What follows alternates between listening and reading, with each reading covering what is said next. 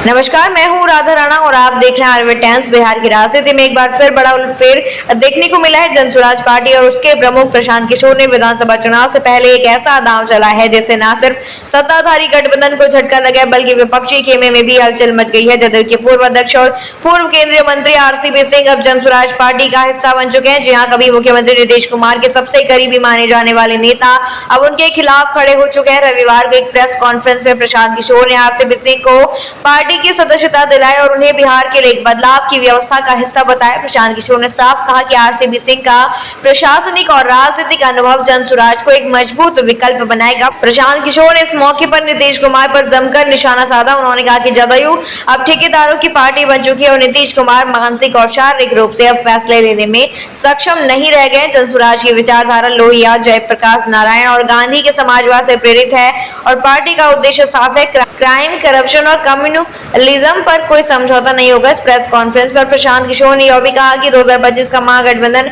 अब case study बन चुका है क्योंकि इस गठबंधन ने बिहार में भाजपा की विजय रथ को रोका था। उन्होंने संकेत दिए कि इस बार भी बिहार में बीजेपी को कड़ी चुनौती देने के लिए जनसुराज तैयार है।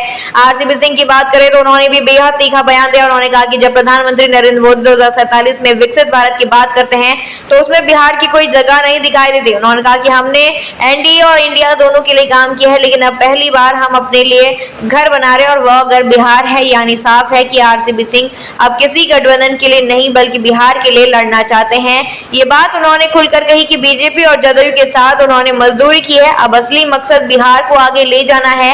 राजनीतिक विश्लेषकों को माने तो आरसीपी सिंह का जनसुराज में आना कई स्तरों पर असर डालेगा। एक तरफ नीतीश कुमार को उनके पुराने साथी से सार्वजनिक चुनौती मिल रही है, वहीं दूसरी ओर बीजेपी के लिए यह भी चेतावनी है कि बिहार की राजनीति में एक और मजबूत ध्रुव खड़ा हो रहा है। वहीं जनसुराज पार्टी को भी इससे बड़ा चेहरा मिला है जो न सिर्फ प्रशासन चला चुका है बल्कि संसद और संगठन दोनों का अनुभव रखता है। इस पूरे घटनाक्रम का असर आने वाले सीट बंटवारे, उम्मीदवारों की सूची और गठबंधन की रणनीतियों पर भी पड़ेगा। खास बात यह है कि आरसीपी सिंह वही नेता है जो एक समय जदयू के सबसे भरोसेमंद थे, लेकिन बाद में उन्हें पार्टी से बाहर का रास्ता दिखा दिया गया था।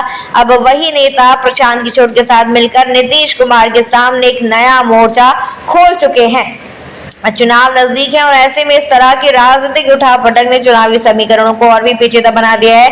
अब देखना ये होगा कि क्या आरसीपी सिंह वाकई जनसुराज को वह मजबूती देंगे जिसकी पार्टी को दरकरार है और क्या बिहार की जनता इस नए विकल्प को खुले दिल से स्वीकार करेगी। बिहार की सियासी जमीन फिर से खोलने लगी है और आने वाले दिनों में यह तय होगा कि नीतीश, बीजेपी और अन्य दलों को आरसीपी सिंह और प्रशांत किशोर को जोड़ी कितनी बड़ी चुनौती देने वाली है।